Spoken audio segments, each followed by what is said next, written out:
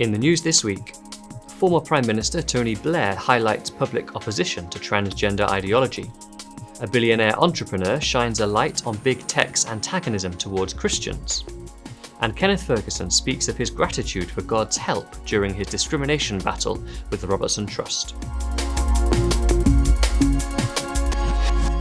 Hello. Former Prime Minister Tony Blair has called for common sense in the debates on biological sex, trans rights and free speech. In an interview with The Times magazine, Sir Tony highlighted ordinary people's resistance to radical transgender ideology. Of course, we shouldn't be transphobic and we should have equal rights for trans people, but equal rights doesn't mean you can't use the phrase pregnant woman. He said if you went to his former constituency of Sedgefield and had that conversation, they would think you were bonkers.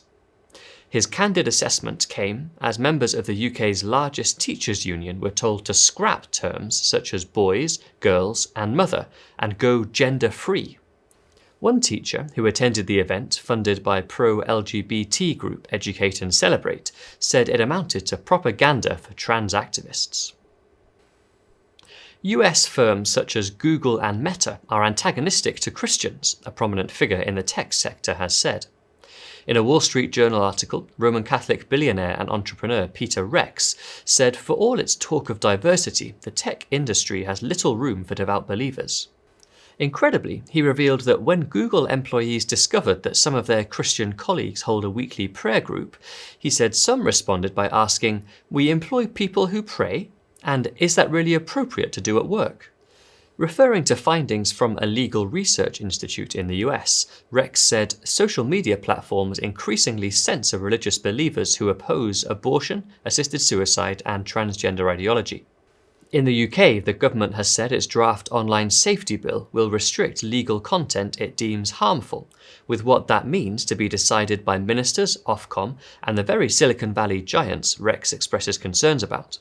While welcoming the plans to clamp down on illegal online activity, the Christian Institute has warned that requiring platforms like Facebook, Twitter, and Google to police controversial issues could limit free speech and stifle open debate.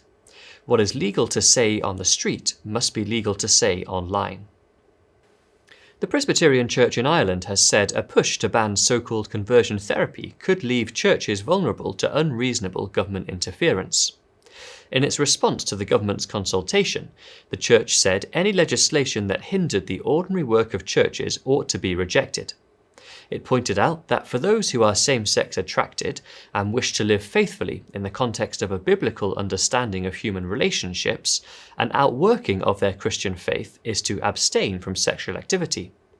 Such a person may wish to receive pastoral care and support as they seek to live in this way, and the lack of clarity in current proposals could lead to unreasonable government interference in reasonable religious practices.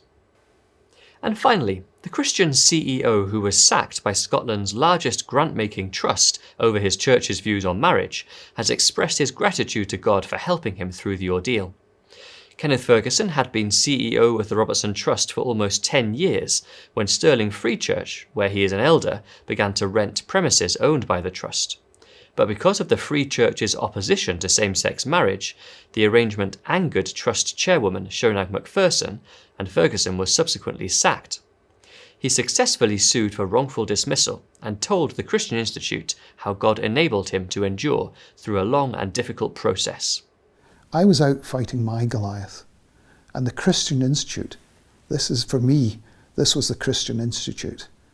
And what it was in God's hands, this smooth pebble then flew and killed the giant that was trying to battle me. Both my wife and I read the Bible in a year, and we just keep reading through it. And the reading that day was, tomorrow, go out tomorrow, for tomorrow you will see the deliverance of the Lord. And then the next day, out of the blue, the judgment came. God was saying to me, tomorrow you will see the deliverance. And it was. And it was a clear vindication of our position. We won on the unfair dismissal, and the judgment was really damning. Praise God for the way that He has enabled me to really hold fast to the truth that is in His scriptures, to say, don't worry, this battle is not yours. Stand and you will see the deliverance of the Lord. Well, that's all for this week. For regular updates and information on all of our stories, plus much more, visit our website at christian.org.uk. Until next time, goodbye.